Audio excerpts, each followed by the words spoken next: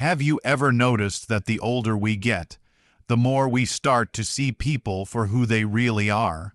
It's like time has a way of peeling off the masks. You give again, and suddenly, you realize maybe you've been giving to the wrong people. After 60, your time, your energy, your peace, these things are gold. Not everyone deserves access to them, and yet, many of us, out of habit, guilt, or just plain kindness, keep helping people who end up draining us dry. Quietly, subtly, they begin to chip away at your confidence, your peace, your sense of self, and the worst part, you often don't realize it until much later.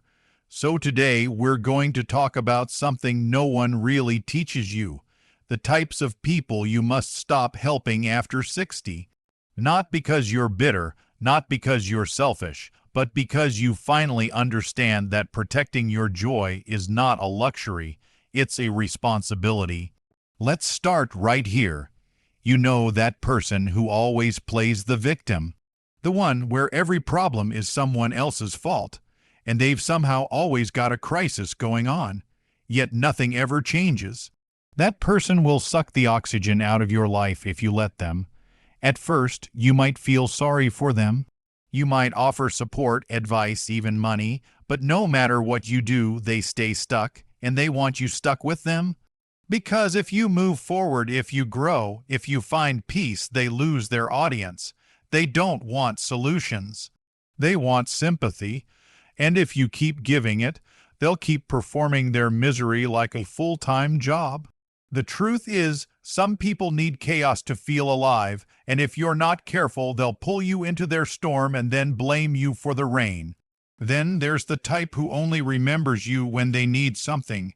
You know the one. The sudden phone call out of nowhere. The fake cheer in their voice. Hey, I was just thinking about you. But somehow it always ends with a request.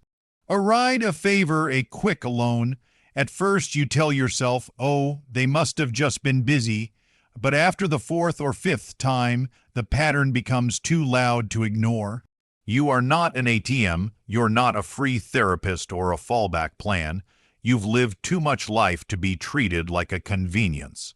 The kind of people who only pop up when they want something. They don't love you. They love your usefulness. And when you finally stop giving, don't be surprised when they vanish just as quickly as they appeared. And let's not forget the energy vampires. These folks may not even ask for much outright, but being around them feels like running a marathon with a backpack full of rocks. They complain about everything, criticize everyone, and have a negative comment for every bit of good news. The moment you share something joyful, they rain on it. You talk about a new hobby, they tell you it's a waste of time. You say you're feeling better, they start talking about illness and doom. Spending time with them is like sitting under a dark cloud. And here's the kicker, they rarely realize it. They've lived so long in negativity that they think it's normal. But you don't have to make their mood your mission. Protecting your spirit doesn't make you cold, it makes you wise. Now, I get it. Some of these people may be family, friends you've known for decades, folks you grew up with, or people who were there for you once. But here's a hard truth we all have to swallow eventually. Just because someone has a history in your life doesn't mean they deserve a future in it. Loyalty isn't about letting people walk all over you. It's about loving yourself enough to set boundaries. At 60, 70, or 90, your time is sacred. You don't owe anyone unlimited access to your life, especially if their presence leaves you feeling smaller, not stronger. You've earned your peace, you've earned your right to joy, and you don't need to sacrifice either just to make someone else comfortable. Think back for a moment. Have you ever helped someone only to feel worse after? Have you ever bent over backward only to be met with entitlement instead of gratitude? That isn't kindness. That's emotional self-abandonment dressed up as generosity. And it's time we call it what it is. Letting go of toxic help isn't mean, it's merciful. Do you? We're not talking about turning cold or refusing to be generous. No, we're talking about finally understanding the difference between being used and being useful. One leaves you depleted. The other leaves you fulfilled, and that's the shift we're making today. There's a certain kind of person who can really sneak into your life without setting off any alarms at first. They seem kind, even charming, but pay close attention because this type is the chronic manipulator. They twist situations just enough to make you question yourself. You offer help out of goodwill, but somehow it ends up feeling like an obligation. And here's how they do it. Subtle guilt trips, little comments like, "I thought you cared," or "Wow, I guess I was wrong about you." It's never loud. It's never direct, but it chips away at your self-worth one quiet jab at a time. If you've ever walked away from a conversation feeling confused, drained, or guilty when all you did was say no, chances are you were being manipulated. These people weaponize your kindness. They see your age and assume you won't fight back. But let me tell you something. Just because you're over 60 doesn't mean you're soft. You are seasoned. You've earned the right to say not today. And if someone makes you feel like you're a bad person for having boundaries, that's a person who never respected you in the first place. Now, there's another group of folks you have to be cautious with: the people who live in drama. Everything is a fire. Every conversation is laced with some exaggerated emergency. These folks don't want peace. They want adrenaline, and they drag others into their chaos just to feel alive. They'll rope you into family disputes, gossip, fights that have nothing to do with you. And before you know it, your name's being thrown around like a rag doll. You end up stressed, your phone keeps ringing, and suddenly you're losing sleep over their mess. This is not your circus. These are not your monkeys. At this stage in life, you've got enough on your plate without becoming the unpaid star of someone else's soap opera. You are not a fixer. You are not the emotional janitor. People addicted to drama will always find a way to stir the pot. And if you offer them help, they'll only see it as a green light to drag you deeper. You think you're helping, but what you're really doing is volunteering your peace for their entertainment. And what about the critic? The one who's always got something to say, especially when it comes to your choices. You finally take that trip you've been dreaming about, and they say, at your age, you pick up a new hobby, and they ask, "Don't you think that's a bit much?" You start walking more, eating better, living lighter, and suddenly you're the one who's doing too much. No, thank you. These are the people who operate from their own fear, regret, and limitations. They see someone breaking free and they panic because it reminds them of all the things they never did.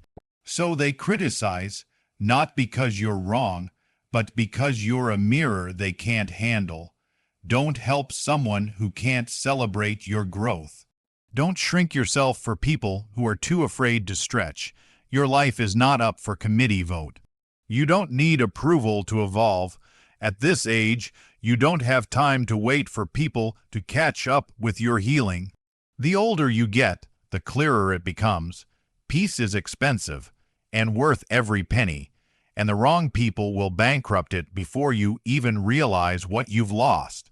Let me ask you something gently but directly.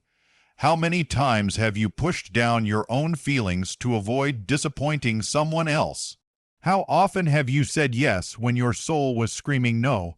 That's not love, that's fear, and fear doesn't deserve a seat at your table.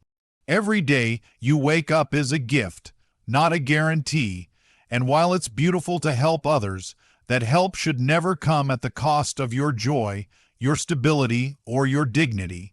Here's a truth we've been sold: that saying no is selfish, that protecting your space means you don't care. But here's the real truth: people who respect you will respect your limits, and those who don't, they were never here for you. They were here for the benefit of you. There's a quiet kind of strength in learning to say, I love you, but I can't help you with that. Or I wish you well, but I'm not the right person for this. That's not cruelty. That's emotional clarity. That's the wisdom of years speaking. We are not here to rescue everyone. We are not here to prove our worth through sacrifice. We are here to live fully, love wisely, and protect our peace like the treasure it is. And let me tell you, when you start doing that, the right people begin to show up. The ones who lift you, not drain you. The ones who walk beside you, not on top of you. The ones who see your boundaries not as a wall, but as a sign of deep self-respect. And that, my friend, is the kind of company you deserve. Sometimes, the people who hurt us the most are the ones we least expect. That's what makes this next type especially hard to spot, and even harder to walk away from. I'm talking about those who carry entitlement like it's their birthright. The ones who believe that just because you're older, you owe them something. It could be a grown child who's never really grown up. It could be a sibling who thinks they're always first in line, or a neighbor who constantly borrows your time, your tools, your trust without once asking if you have the energy to spare. They act like your help is a duty, not a gift. And let me be clear, helping out of love is beautiful. But being used out of guilt, that's a different story. You've spent decades giving. You've raised families, worked jobs, paid your dues, and kept the world turning. You don't owe anyone your last ounce of energy just to keep their comfort intact. Entitled people don't recognize your boundaries because they don't see you as someone with limits.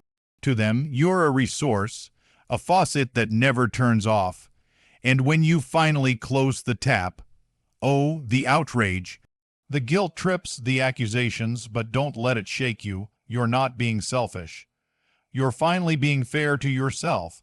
And what about those who constantly compare? The ones who always make it a point to remind you that someone else your age is doing so much better. They say it with a smile, but you can feel the sting. Maybe it's a cousin who brags about their kids every holiday. Maybe it's a so-called friend who keeps track of every little thing. What car you drive, how often you travel, even what brand of oatmeal you eat. Comparison is the thief of joy, and these people are repeat offenders. Their words may seem harmless, but over time they plant seeds of doubt. They make you question your life, your choices, your pace. And here's the dangerous part. If you let them in too deep, you start adjusting your life to match their scoreboard, and forget that your life has value even when it doesn't look flashy. Helping these kinds of people often turns into a performance, always trying to prove that you're doing just fine, even when you're not. But you don't need to explain your life. You don't need to compete. Your worth is not measured by what someone else thinks is impressive. Let's not forget the people who never change. You've given them advice.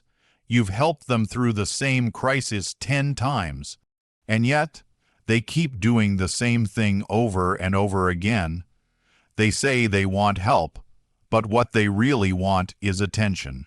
They say they're ready to grow, but what they want is a babysitter for their bad habits.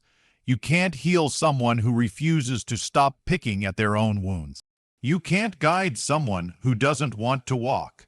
And you sure can't carry someone who won't even try to stand. After a certain point, helping people who refuse to help themselves is like pouring water into a bucket full of holes. It doesn't matter how much love or time or energy you give. Nothing sticks. You leave tired. They leave unchanged. And you start to wonder why you feel so heavy. It's because you're trying to rescue someone who isn't even swimming. They're floating, and they're hoping you'll be the one to stay underwater for them. That's not your burden to bear.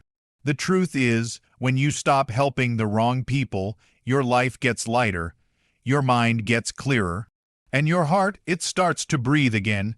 You don't need to harden your heart or build walls.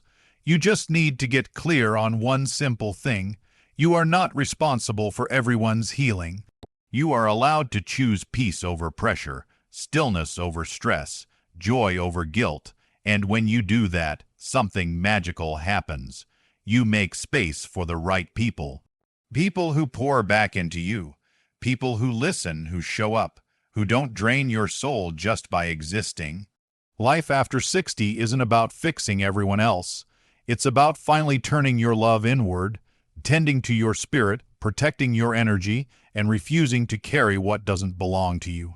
You've given enough, you've endured enough, and now it's time to receive. Let go of the ones who only come to take. Let go of the ones who stay broken on purpose. Let go of those who can't clap when you win, and let go of anyone, yes, anyone who treats your kindness like a given instead of a gift. You deserve more than quiet resentment. You deserve more than fake appreciation. You deserve peace that hums in the background of your days like a favorite song. That's not too much to ask. That's the bare minimum. You know, there's something sacred about your time once you've crossed 60. Not because life is winding down, but because you've finally seen enough to know what matters and what absolutely doesn't.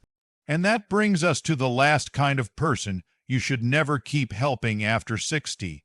The ones who only show up when they need something. You know the type. When they call, it's not to check in.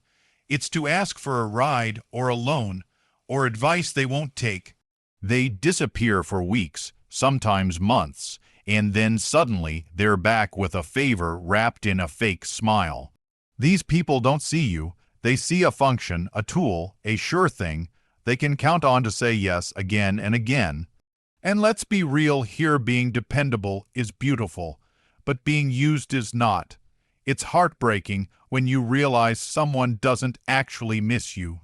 They miss the access, they miss the benefits, they miss how you made their life easier, but not who you are. And here's the hardest part. Sometimes these people used to be close, old friends, even family. That's what makes cutting them off feel so wrong. Because we were raised to believe that family is everything, that friends are forever. That loyalty means endurance, no matter what. But let me offer you something else. Real loyalty goes both ways, and family isn't always blood. Sometimes it's the ones who show up without needing anything, the ones who ask how you are and mean it, the ones who would never dare to drain your peace just to boost their comfort. At this age, you don't need people who only call when they're desperate. You need people who call just to hear your voice. So if someone only reaches out when they're in crisis and never when you need a hand, that's not a relationship, that's a transaction. And you, my friend, are not a vending machine. You've lived long enough to earn the right to say, I love you, but I'm not available for this anymore. You've carried more than most people know, quietly, bravely, and now it's your turn to be carried by peace, by kindness, by love that doesn't come with a receipt. So, what's the bottom line? Never help people who drain you more than they feed you. Never help people who take your presence for granted. Never help people who expect you to give what they would never offer in return.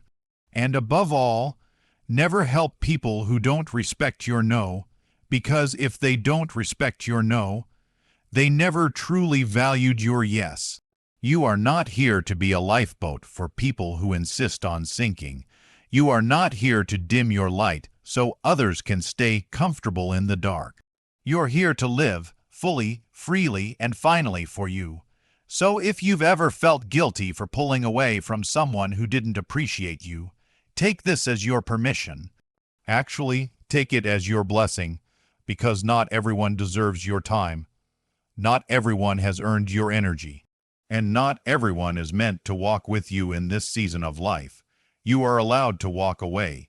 In fact, you should, if walking away leads you back to yourself. Look around. This is your life. This is your time.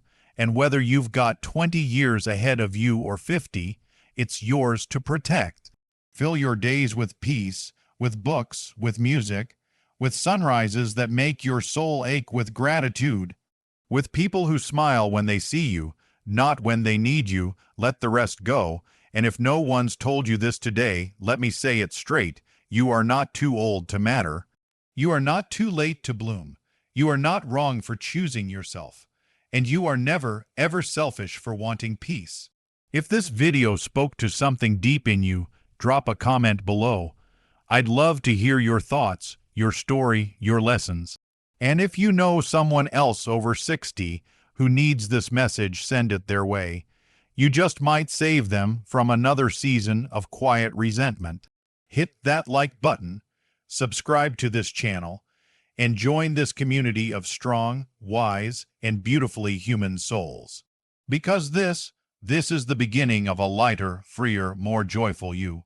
Here's to living your best life, at any age.